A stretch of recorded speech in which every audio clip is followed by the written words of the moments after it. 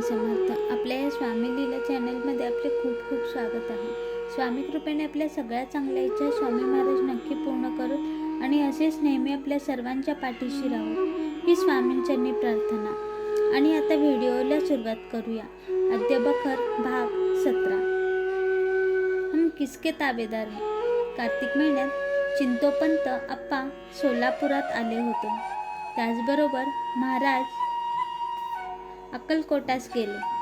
टोळ्यांनी 2 घोडे आणून एकावर आपण बसून दुसऱ्यावर स्वामी महाराजांस बसवले. बरोबर एक चाकर घेऊन पायवाटेने अक्कलकोटास चालले.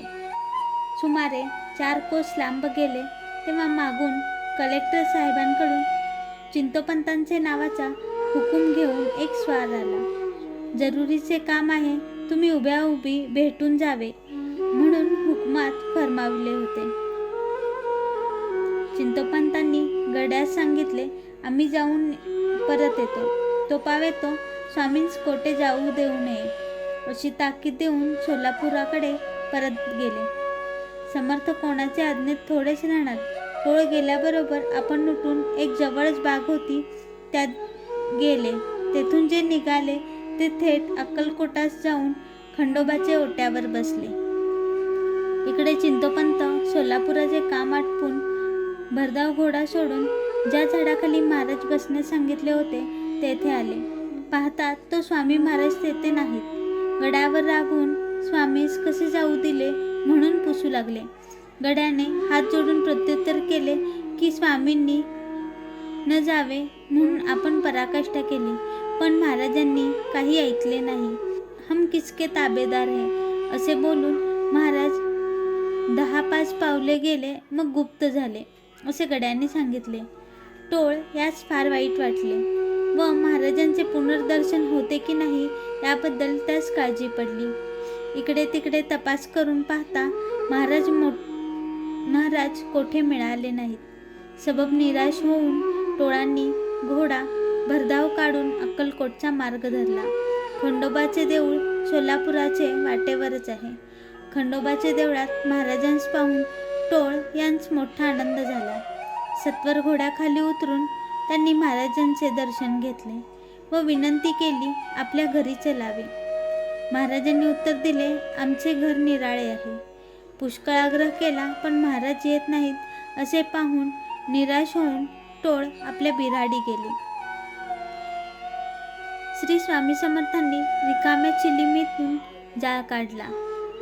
इकडे महाराज तेथून उठले व ते गाववेशी समोर फाटक म्हणून निशाण ठेवण्याची जागा आहे तेथे जाऊन 3 दिवस निराहार बसले.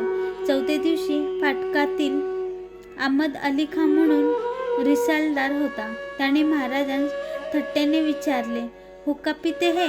तेव्हा महाराजांनी उत्तर दिले, हा पिता हूँ.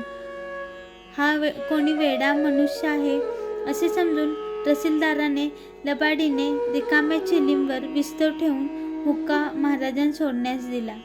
महाराजांनी सूर करीत हुक्का ओढताच चिलीमीवर भक्कम जाळ झाला.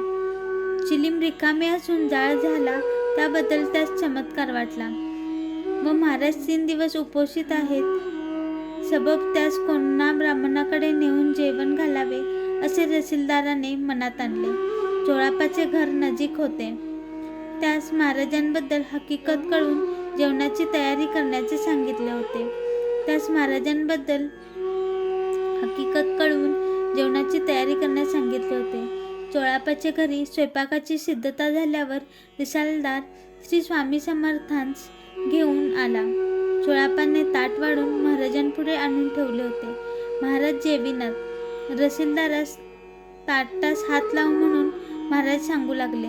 ब्राह्मणाचे भोजनाचे ताटास हात कसा लावावा म्हणून रसीलदार शंकित झाला. मत डरो हात में पकडो म्हणून महाराजांनी पुन्हा आज्ञा केल्यावर निरुपाय होऊन ताटास हात लावून ताट महाराजांपुढे ठेवले. मग महाराज मोठ्या प्रेमाने जेवले. श्री स्वामी महाराज चोळापाकडे आले. बायका माणसांनी हा चमत्कार पाहून हा कोणी वेडा व बाट्या माणूस चोळापाने घरात आणला म्हणून त्यास नावे ठेवली. दुसऱ्या दिवशी महाराज तिथेच राहिले. घरातील स्वयंपाक सिद्ध झालेला सर्व विटाळून टाकल्यामुळे बायका फार रागावल्या व चोळाप्पास वेड लागले हे असे म्हणून त्यास त्रास देऊ लागले. चोळाप्पाची भक्ती कमी न होता उत्तरोत्तर वृद्धिंगत होऊ लागली. वाटेल त्या ठिकाणी हागावे, घरातील डाळदाणा गायीकडून खावावा, भलताच जिन्नस उचलून भिकाऱ्यास द्यावा, असे अनेक प्रकारे महाराजांनी चोळाप्पास त्रास दिला. पण सर्व सहन करून महाराजांचा पूर्ण भक्त बनला. वर सांगितल्याप्रमाणे स्वामी महाराज चोळाप्पाच्या घरी राहिले होते. मनास वाटेल तेव्हा ते दुसरीकडेही जाऊन राहत, पण चोळाप्पा त्यांच्या सेवेत बरोबर तत्पर असे. श्री स्वामी समर्थ. व्हिडिओ आवडला असेल तर चॅनलला लाईक करा, शेअर करा, सबस्क्राईब करा आणि पुन्हा भेटूया एका नव्या अनुभवासोबत.